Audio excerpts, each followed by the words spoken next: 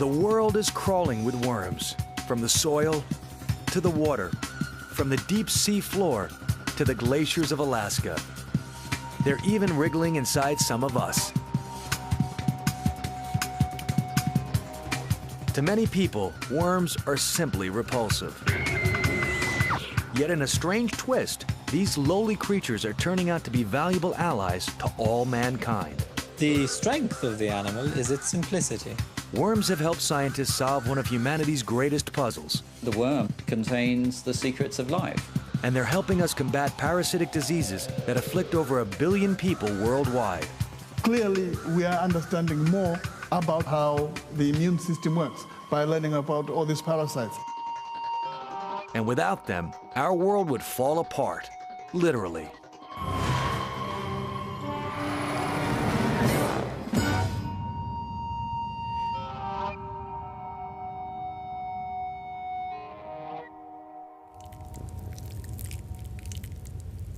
Almost nobody seeks out the company of worms, except for fishermen. And it's not a mutually beneficial relationship.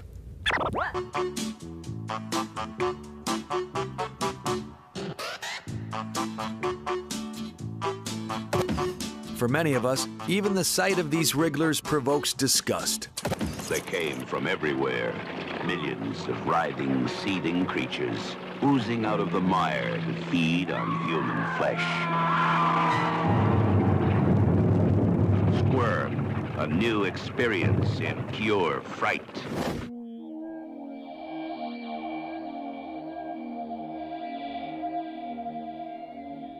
These men are not body snatchers, they're worm watchers. Kevin Budd and Chris Lowe are experts in soil ecology. They often visit this cemetery in Preston, England, to study the earthworms living amongst the dead.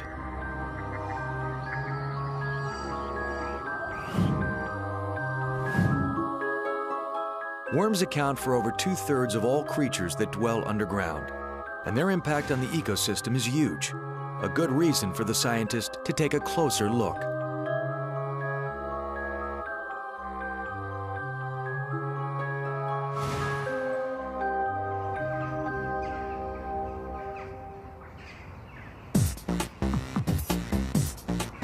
But first, they need to get the worms out of the ground. Kevin and Chris use a 12-volt car battery to generate an electric field.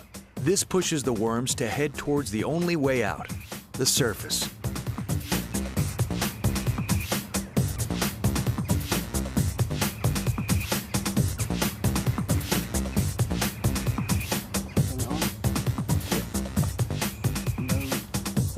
The ring defines an area of 0.2 of a square meter, and we base our findings on only animals that come up within the ring.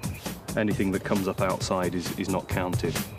The car battery is one technique. Nature has other strategies for coaxing worms out of their holes.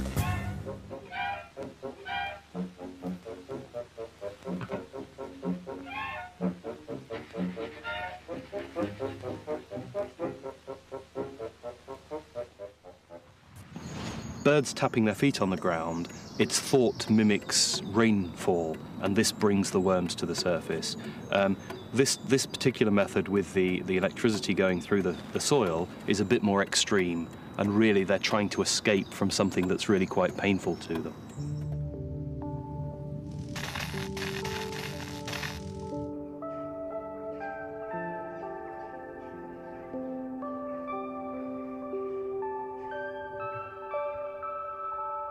Here's one. This is Lumbricus terrestris.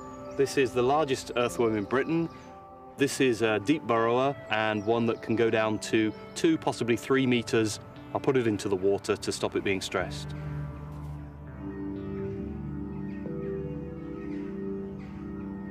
All the worms that emerge from within the circle are carefully collected.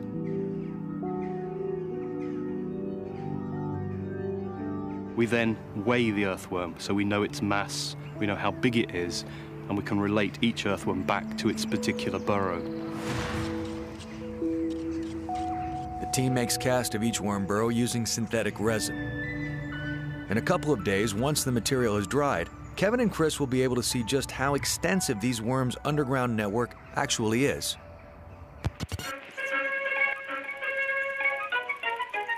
It was Charles Darwin, the 19th century most famous biologist, who first recognized the humble worm's great importance to the environment.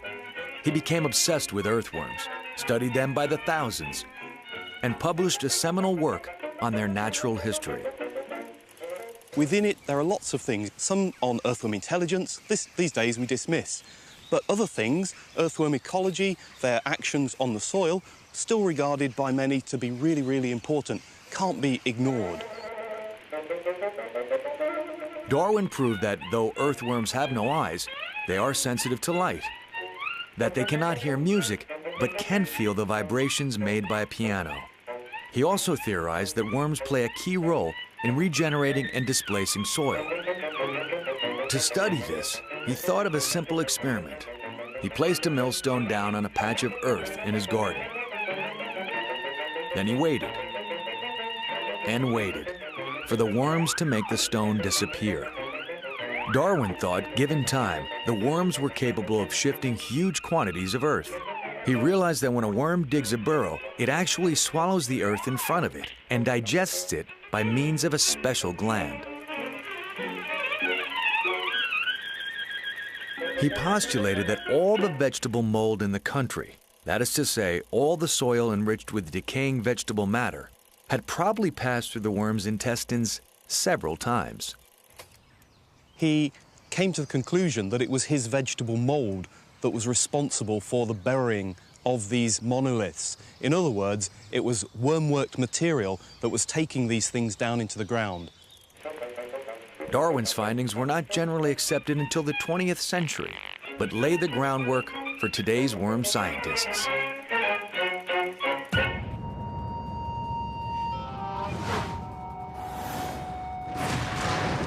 We come to the cemetery to look at the burrows created by Lumbricus terrestris, usually in the spring or in the autumn, because those are the best times of year, both in terms of the soil being at its best, but also in terms of earthworm activity. The advantage of working in a cemetery is that they dig holes here all the time, big holes. Kevin and Chris have returned to the cemetery to retrieve the cast they poured earlier. And actually, this is good. Take that from. Really? Try and trace it back to the top. I think this one's been lost, but that's just the top. Yeah. From the cast, they will build a picture of the earthworm community. It's a way of peering into the worm's hidden world. We often get asked questions like, do these earthworms go down 2 meters? Do they reach the graves, the dead people there? In general, earthworms are detritivores. They just take decaying organic matter, but of the vegetable type. So there's no concern. People shouldn't be worried about earthworms going down and eating their bodies when they're dead.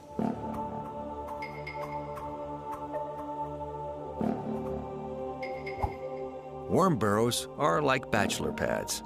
Every worm has its own individual hole, which it only leaves in search of extra food or a little sex. It takes a mature earthworm maybe a matter of hours or perhaps days to create a burrow of this type, if it's in a new setting. But this is a very unusual occurrence. What normally happens is that a burrow, having been used by one animal, if that animal dies through natural causes or is predated, then it'll be taken over by another animal. For this reason, burrows can exist for decades, perhaps even centuries. The earthworm's ability to work the soil may hold the solution to a man-made problem.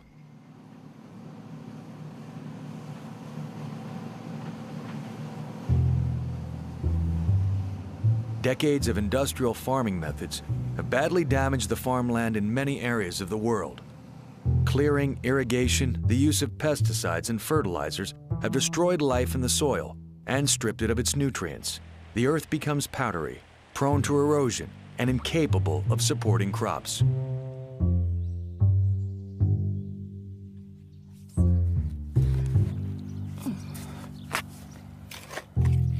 Ginola Perez from the University of Rennes in France is just one scientist who believes earthworms can be used to revitalize the soil. Now we just need to shape this soil sample into a cylinder, and then we can move on to the tomograph.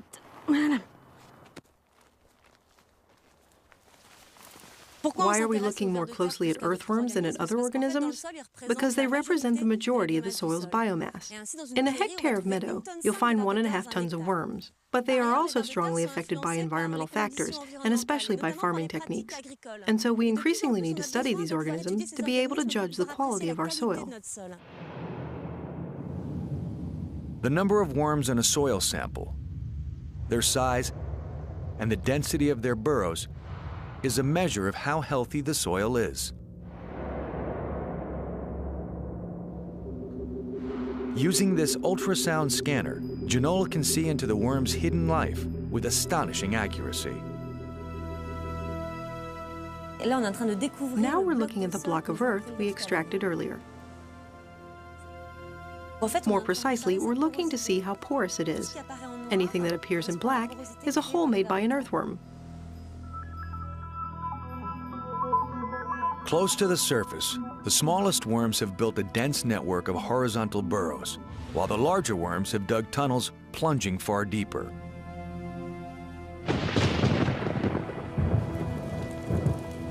These wormholes play an essential role in fighting erosion, as they allow rainwater to seep further down into the earth. As the water percolates down, it carries with it the organic matter that the worms have worked into the ground, and that is so vital to plant growth. We can see that the earthworm changes both the physical and chemical characteristics of the soil. That's why we call the earthworms soil engineers.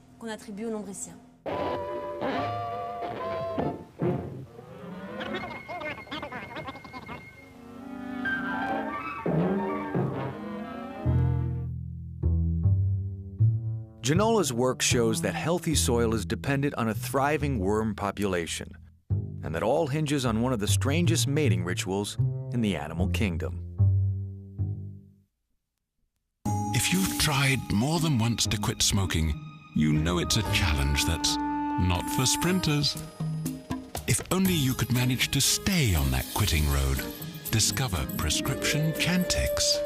The Chantix approach is twofold: a non-nicotine pill with a program. The pill helps keep nicotine from reaching key receptors in the brain. It can effectively reduce that urge to smoke. And should you slip up, keep trying. Reach out for support. Tell your doctor which medicines you're taking, as they may work differently when you quit smoking. Chantix dosing may be different if you have kidney problems. Side effects may include nausea, trouble sleeping, changes in dreaming, constipation, gas, and vomiting. Studies show 44% were able to quit at the end of 12 weeks. So talk to your doctor about Chantix. It's all about getting there.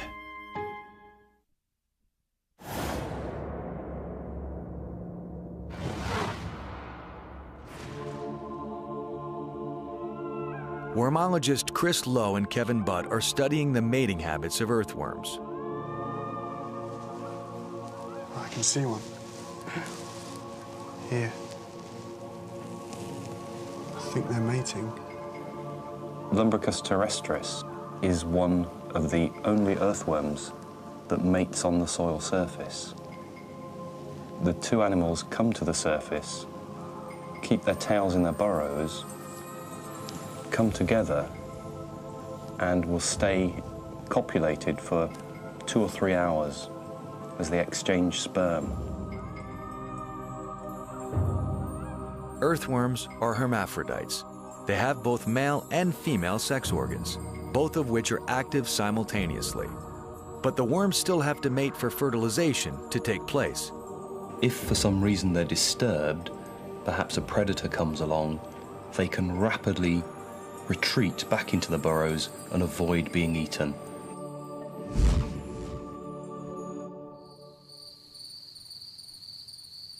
Elsewhere in Europe, other scientists are taking a close look at the sex lives of worms. In the botanical gardens of Tübingen in Germany, Nico Michels and Gregor Schulte are trying to figure out how these hermaphroditic animals handle their dual sexual identity.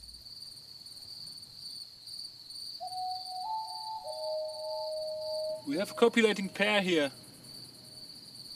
The scientists work using red light, which the worms cannot perceive. So while the pair goes about their business, the voyeurs go unnoticed. The reason why we have to go out to observe earthworms at night is that they will only come to the surface when it's dark and humid. During this time, they might be interested in interacting with a neighbor. And then eventually, after a long series of mutual visits or interactions, they might decide to copulate. And this is what we see right here. But why do they mate with another worm when they have both sex organs themselves? Crossbreeding allows for more genetic variety, and scientists think that makes a species hardier and more adaptable to a changing environment. But there are still many unanswered questions, and that prompted Michels to delve deeper into worm society. By studying hermaphrodites, I'm studying the ultimate equality, sexual equality system. Everybody is the same in a hermaphroditic population. Everybody has the same goals, the same preferences, want to do the same things, want to achieve the same things, has the same options, the same biological structures, everything is identical. In a species with separate sexes, it's fairly easy to tell the boys from the girls. Males often have some kind of adornment, which they use to attract females, and both tend to have distinctive behavior. If you generally look at hermaphrodites and you compare them to species with separate sexes, the first thing that you will notice is that the hermaphrodites have very poor eyesight. They don't fly away, they don't sing, they don't have, or usually don't have colorful patterns to show. And this is very different from insects, mammals, birds, whatever. So apparently, worm mating is hardly the art of seduction. To study this behavior in greater detail, Dr. Michels and his team have set up artificial burrows in a climate-controlled room under a camera.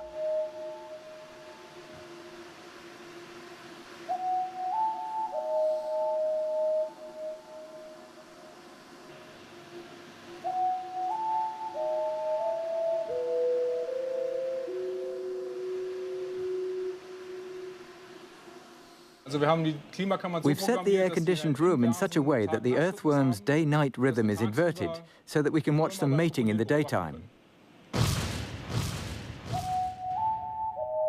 Not long into the study, the team begins to realize something very weird is happening. From my first experience, it was very obvious that hermaphrodites had very bizarre ways of exchanging sperm and inseminating each other, that it was very obvious to me that something really strange is going on in hermaphrodites. These photos taken with an electron microscope show the skin of a worm after sex. It looks like it's been through a pretty rough night. These nasty love bites came courtesy of its partner, and these weapons, seen in magnification, are double rows of nasty little daggers.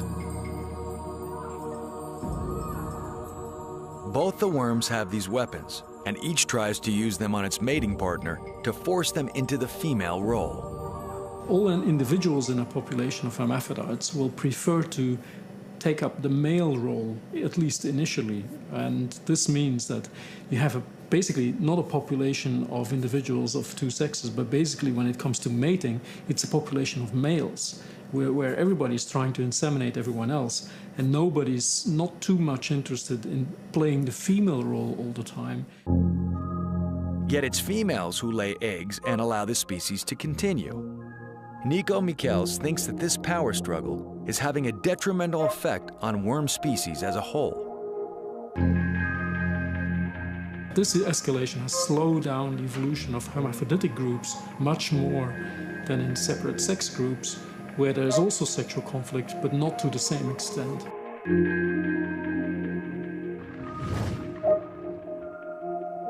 sometimes have the impression that we tend to believe the illusion that males and females, men and women, are identical, but obviously they are not. And I think my research shows for very good reason, if we all would be the same, if we really would be the same in a sexual sense, then we would, without any doubt, end up in the same kind of ridiculous sexual escalations that we see in hermaphrodites. And from my perspective, this is the reason why hermaphrodites have been stuck in this worm stage rather than evolving further on. Yet it is precisely because the worm is a hermaphrodite that it was suddenly propelled to the forefront of biological research. It would play a vital role in one of the most revolutionary accomplishments of modern times, the mapping of the genome. So how do 1.25 million feet of lumber turn into an awesome thrill ride? And how do 10,000 panes of glass become the tallest building in the world? To understand how engineers put these monsters together, we are going to take them all apart. Danny Forster braves the world's engineering marvels to show you how the best build it faster, build it taller, and build it bigger. An all-new series, Fridays at 10. Starting in the early 60s, a little round worm called C. elegans would become a high-profile species, thanks to the work of Cambridge University biologist Sidney Brenner. At the time, scientists already knew that genes were responsible for transmitting characteristics from one generation to another. It was also known that they were involved in cell development, and that their instructions were relayed through proteins. But most of these discoveries had been made through a study of single-celled organisms, such as bacteria.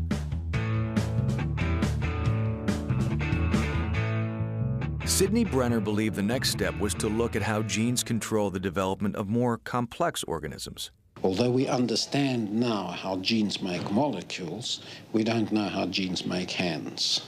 I mean, many people have said, why aren't we doing brain research like many other people? Why don't we try and work on how the brain works? That, of course, I think is the important challenge of science. But I think we would like first to try and understand how the brain is built.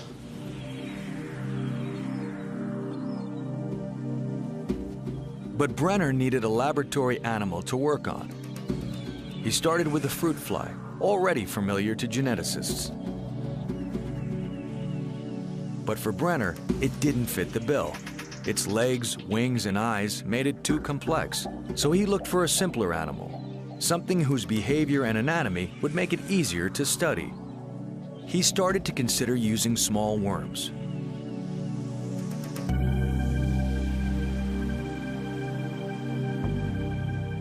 After checking out 60 species of worms, he finally settled on an English roundworm. Though barely 0.04 of an inch long, it had an impressive sounding name, Caenorhabditis elegans, soon shortened to C. elegans.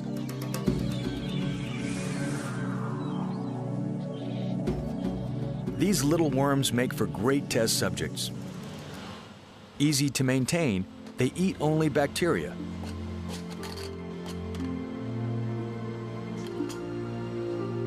And can survive perfectly well in petri dishes stowed in the fridge.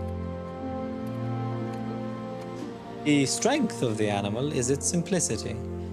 And the criticism was that it was too simple, but actually the simplicity is also a big advantage because you can then understand at the level of individual cells, moreover at the subcellular level, and individual molecules, and that's something that is rather harder to do in other model organisms. Simplicity was not this worm's only appealing quality. C. elegans is capable of fertilizing itself and giving birth to a large number of offspring, which reach maturity in just a few days. The mere 1,000 cells which compose the worm's body are visible through its transparent skin, which makes studying it even easier.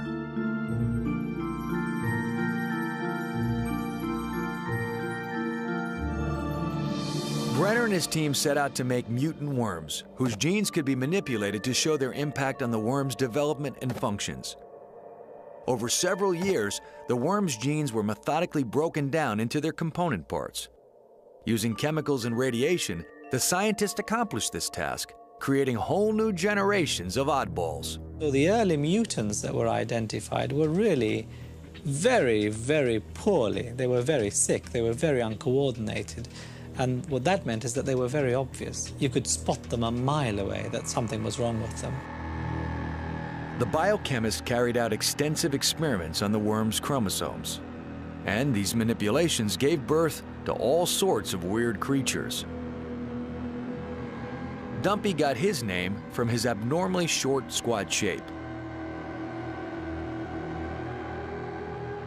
Roller, stuck in a bent position, tended to wriggle round in circles.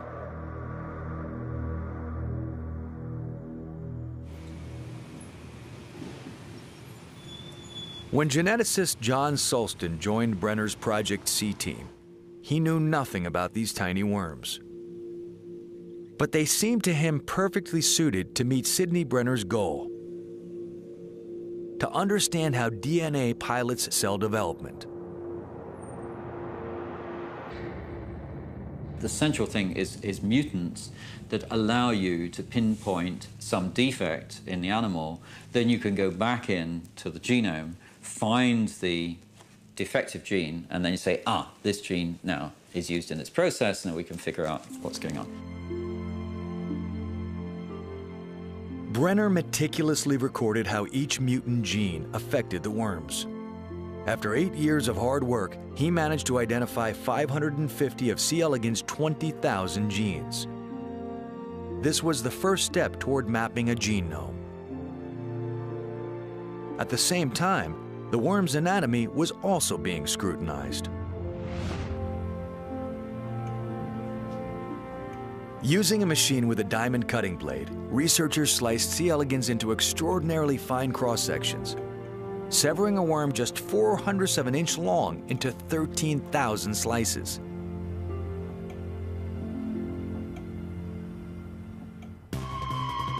Each slice was then photographed using an electron microscope.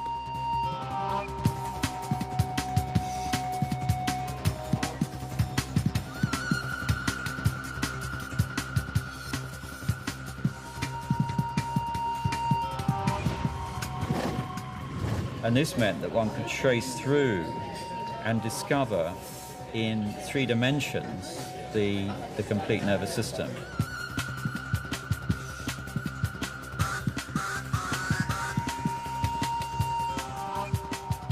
And you could see the cuticle, the ala on the outside, you see the pharynx in the middle, the feeding organ.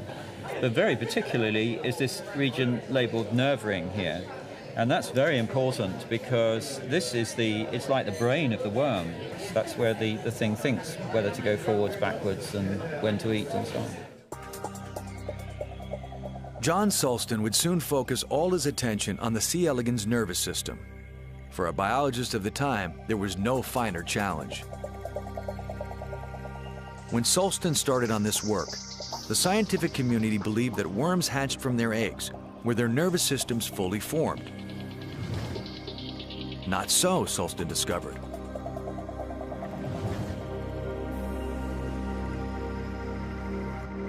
I noticed that some of these cells were absent when the worm was first hatched. When you look at this diagram, you can see the eggs of the worm here, and then they hatch and give these little tiny larvae. Those cells were not there at that stage, but they were there at that stage. So I wanted to know where they'd come from. To solve this mystery, Sulston planned to observe the growth of the nerve cells from the very moment the worms hatched. C. elegans' transparent skin was a great advantage. But how do you keep a wriggling worm within the viewing field of a microscope? Everybody thinks, oh, you put the worm under the microscope, doesn't matter if it dies, you know, just stick it there. Now I realized, for some reason, I thought, I want something to eat, and it was. It immediately slowed down. Now it was just moving, and I could see the cells. Not only was the worm happy, Sulston would soon become the first biologist to watch a living being grow cell by cell. If you've tried more than once to quit smoking, you know it's a challenge that's not for sprinters. If only you could manage to stay on that quitting road. Discover prescription Chantix. The Chantix approach is twofold: a non-nicotine pill with a program. The pill helps keep nicotine from reaching key receptors in the brain. It can effectively reduce that urge to smoke. And should you slip up, keep trying. Reach out for support. Tell your doctor which medicines you're taking, as they may work differently when you quit smoking. Chantix dosing may be different if you have kidney problems. Side effects may include nausea, trouble sleeping, changes in dreaming, constipation, gas, and vomiting. Studies show 44% were able to quit at the end of 12 weeks. So talk to your doctor about Chantix. It's all about getting there. Studying the C. elegans worm, geneticist John Sulston was about to get a major break. And it was a very exciting day for me when I first saw a cell division. For the first time, I realized I was going to be able to trace the cell lineage.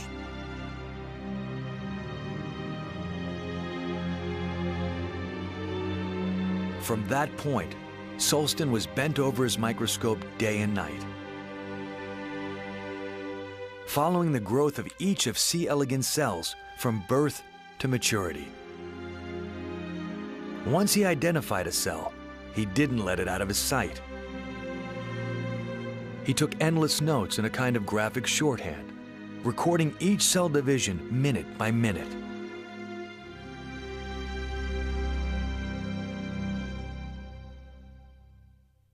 I remember saying to John at the beginning of this, I said, Johnny, it's going to take me a year and a half to do this. Is it worth it? And he said, yeah, of course it is. So I said, all right.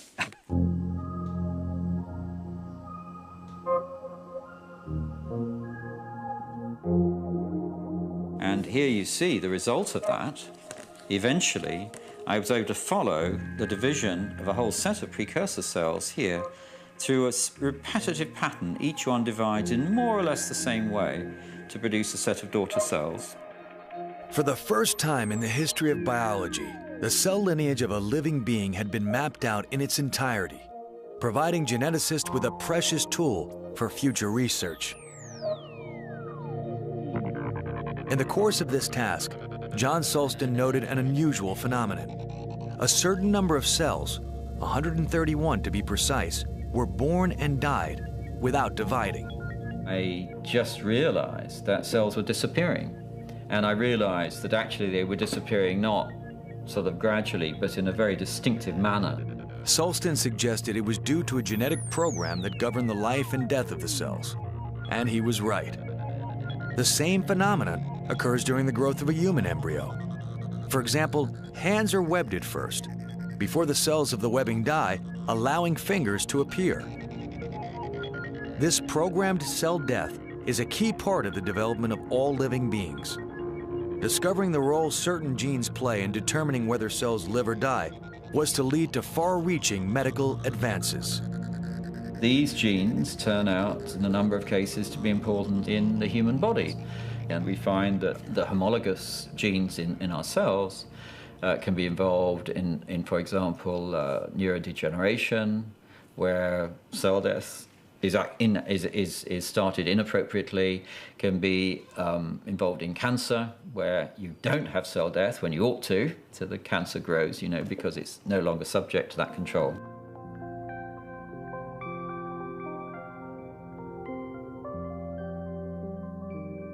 Since humans and C. elegans share about half the same genes, scientists can experiment on worm genes to study the cell mechanisms involved in human diseases, like cancer, Alzheimer's, or Parkinson's. Thanks to C. elegans, we can also safely test gene therapies designed to repair disturbances to a cell's normal life. What we've learned from this molecular revolution that's been going on since the early 80s is that we can learn most quickly about ourselves, a lot of information, by studying simpler organisms like C. elegans. In 2002, Sidney Brenner's team was awarded the Nobel Prize for Physiology and Medicine for their discoveries on how genes regulate the development of organs and on programmed cell death. And as for the Nobel Prize-winning worms, they're still in the lab, carefully preserved in liquid nitrogen at minus 385 degrees Fahrenheit. But they're not dead, they're merely dormant. Not only are C. elegans worms perfect for genome mapping, they can come back to life after lying in the deep freeze for years. So if we wanted to do the experiments all over again, we can, because all the worms are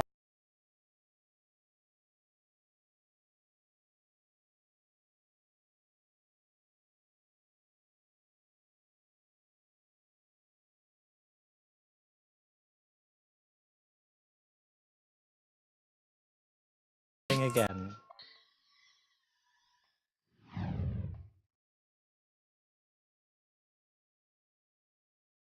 Worms can be very resilient.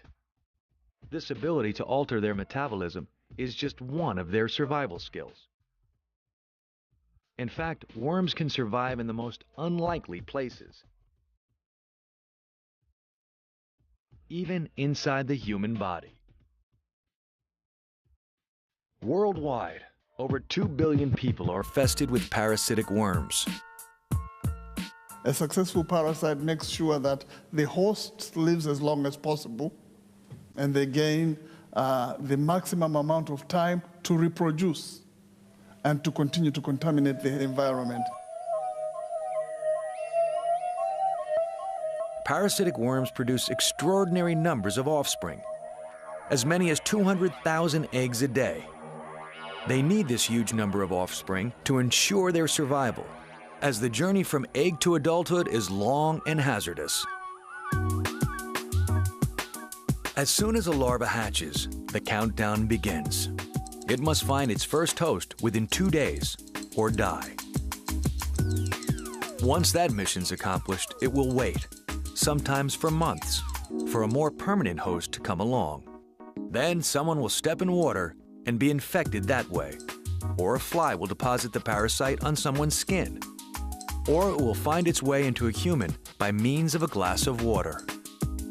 A parasite that makes this second stage settles into the human body for a long stay.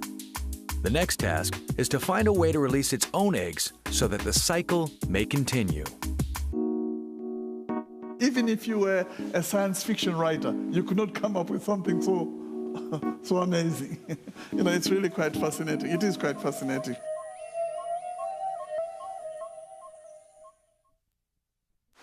After millions of years of evolution, parasitic worms have become extremely efficient.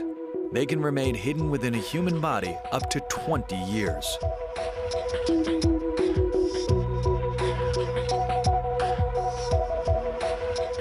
Clearly, most of the problem with these worms is that you live for a long time with them.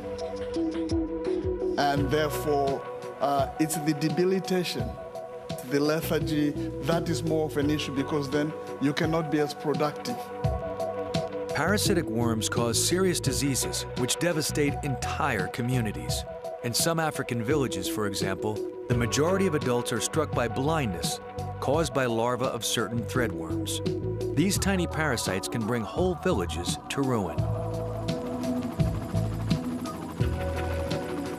Over the past decades, the World Health Organization has been waging war on these worms, which afflict some of the world's poorest countries. Campaigns have been launched to target the larvae and the aquatic organisms which enable some worms to spread. Water reservoirs are treated with chemicals to stop the parasites from reaching the human population.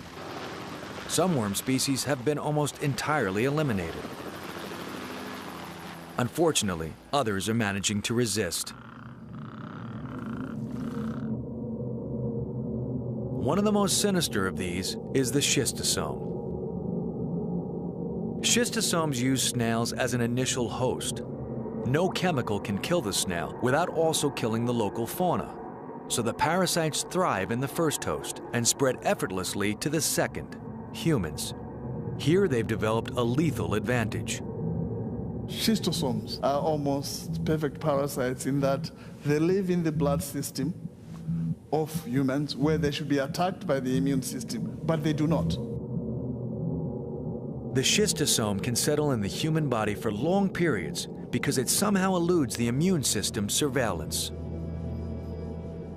The schistosomes may be mimicking host functions so that they appear invisible to the immune system.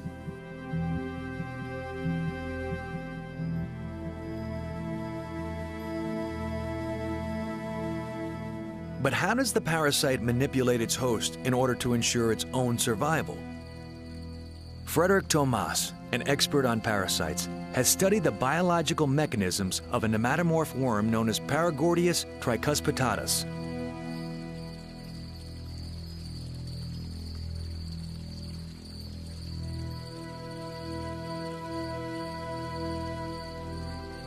These worms are rarely seen, as they live most of their lives within their insect hosts, usually a cricket.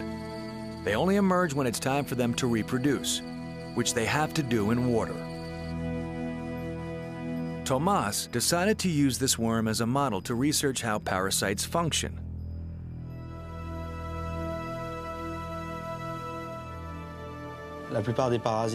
Most parasites are small compared to their hosts.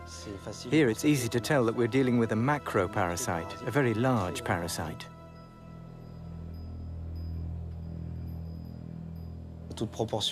Keeping relative proportions, it's like a human having a watering hose around 30 feet long in its stomach. It's a gigantic parasite that has grown from being a microscopic cyst to a very large worm, without damaging the cricket's internal organs, which it needs to keep alive until the end.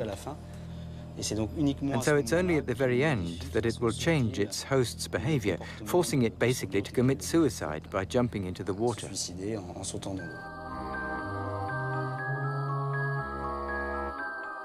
Thomas has studied these parasite-dictated suicides in swimming pools in the south of France. On some balmy summer evenings, he has recorded as many as 200 of these death plunges.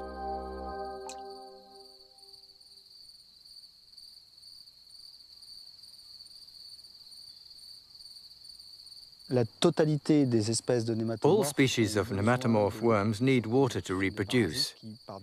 They're parasites which, as adults, are necessarily free to move about, and more importantly, are aquatic. So once they infect a terrestrial insect, they're obviously faced with a problem, which is how to get back to the water.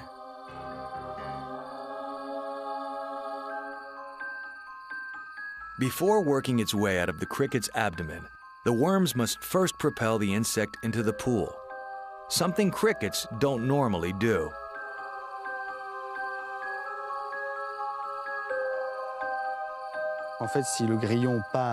In fact, if the cricket goes looking for water, it's not its own genes telling it what to do, but actually the genes of the parasite.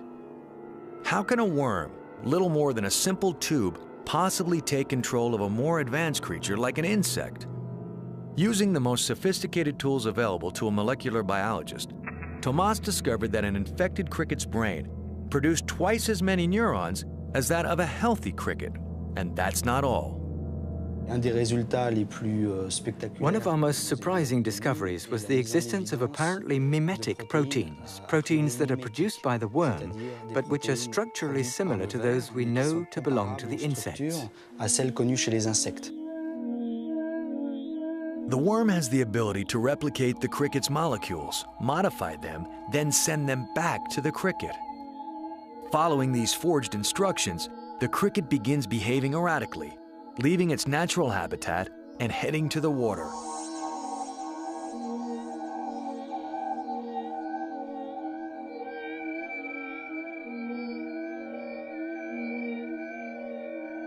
This ability to send molecular messages is not exclusive to this particular worm. Scientists have detected the same phenomenon in other parasites. Our work on the nematomorphs has made it possible for us to save a considerable amount of time on other areas of research. Research we're carrying out in connection with public health threats such as malaria or sleeping sickness transmitted by the tsetse fly and mosquitoes. Understanding the worm's tactics gives researchers insight into how other parasites manipulate their hosts.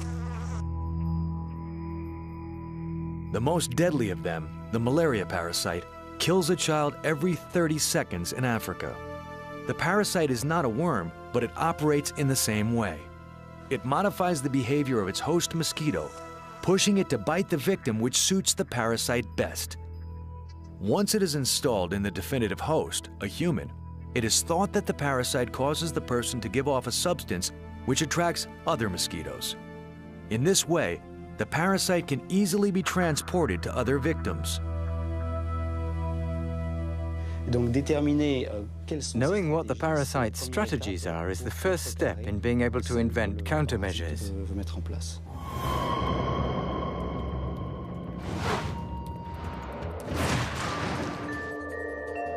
Worms are among the oldest creatures on Earth. Slimy, wriggly, ugly, and loathed, it turns out these ancient rulers of the underground have much to offer us.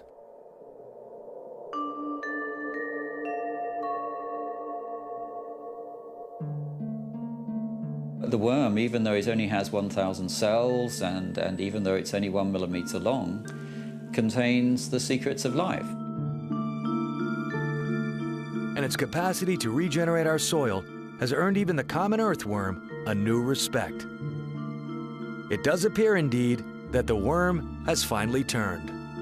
If a worm in the soil has made it up to this point where we can observe it, they obviously have been equally successful to ourselves.